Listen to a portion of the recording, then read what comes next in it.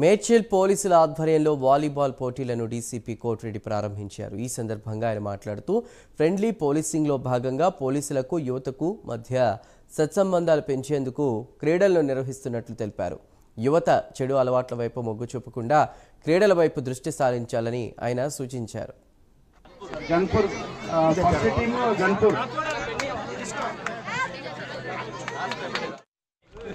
ఇక్కడికి వచ్చినటువంటి ఆర్గనైజర్స్ కి, తర్వాత ఈ క్రీడల్లో పాల్గొంటున్నటువంటి యువతకి, ఈ స్కూల్ స్టూడెంట్స్కి అందరికీ కూడా మేడ్చల్ జోన్ తరఫున, పోలీస్ డిపార్ట్మెంట్ తరఫున మీ అందరికీ హృదయపూర్వక నమస్కారాలు తెలియజేస్తున్నా.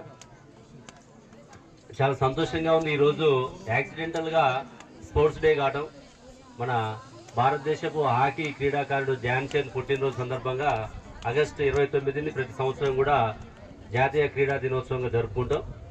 ఈరోజు యాక్సిడెంటల్గా మేము ఇక్కడ మీతోటి జరుపుకోవడం జరుగుతుంది.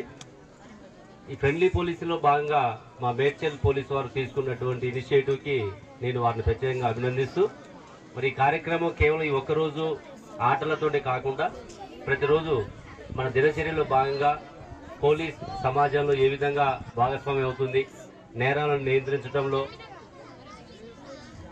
జరిగినటువంటి నేరాలలో చర్య తీసుకోవడంలో సత్వర న్యాయం జరిగే విధంగా చేయడానికి ఒక పోలీస్ డిపార్ట్మెంటే కాకుండా ఈ సమాజంలో ప్రతి పౌరుడు కూడా ఒక యూనిఫామ్ లేని పోలీస్ కాబట్టి సమాచారాన్ని ఇవ్వడంలో కానీ, సమాచారాన్ని షేర్ చేసుకోవడంలో కూడా మీ వంతు పాత్ర ఉంటుంది. ఈ ట్రాఫిక్ వల్ల చాలా మంది యువత చనిపోతున్నారు, తర్వాత ఇంజురీస్ అవుతున్నారు.